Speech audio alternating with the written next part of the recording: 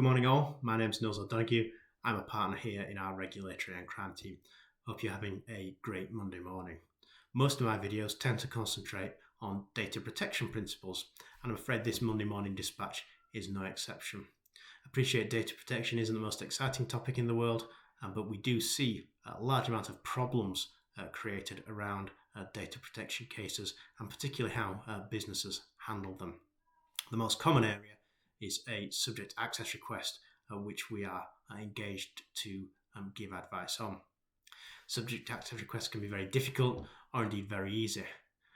My view is that businesses currently don't generally have enough knowledge about when they can actually refuse to give a person access to their data and when they can refuse to comply with a subject access request.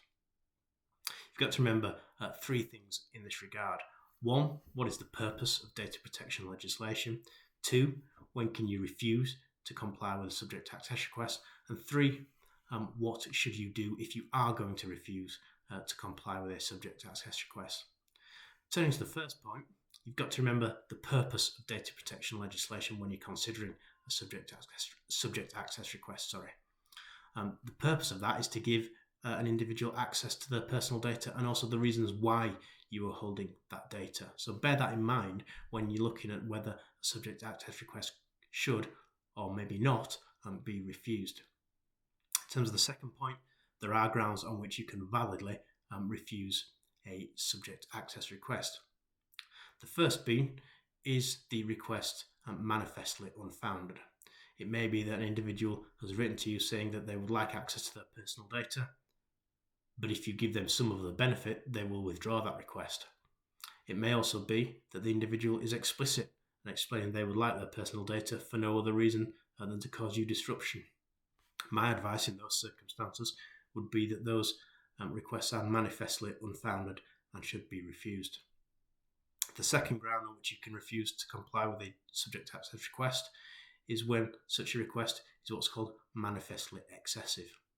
This is a slightly greyer area. The most common is probably where an individual has validly raised a subject access request and you have responded to that, and they have made another subject access request very shortly afterwards. In those circumstances, I would perhaps be suggesting it would be appropriate to refuse to comply with the second request.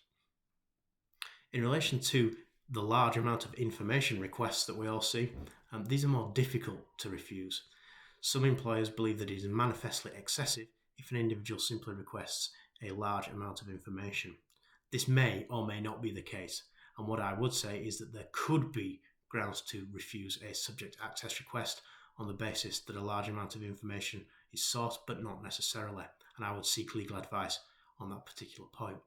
The third, and in my opinion, least applicable reason for refusing a subject access request would be where third-party data is going to be released without that third party's consent.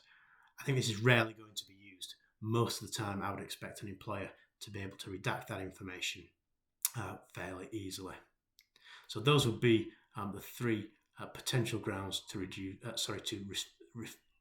to respond to a subject access request.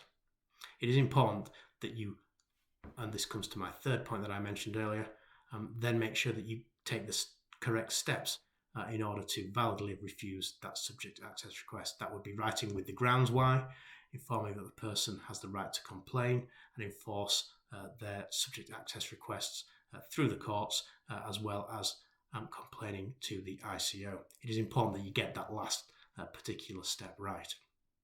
So it's important that you remember A, that generally subject access requests should be complied with, but B, there are grounds for refusing to do so, and it's important that you've got the confidence to do so if those grounds apply. Please do take advice, be careful. Generally subject access requests should be complied with, and it's important that you do seek legal advice if you're thinking of taking the perhaps unusual step of not responding to one. I hope this has helped. You all have a great Easter and look forward to speaking to you when we get back. Bye-bye.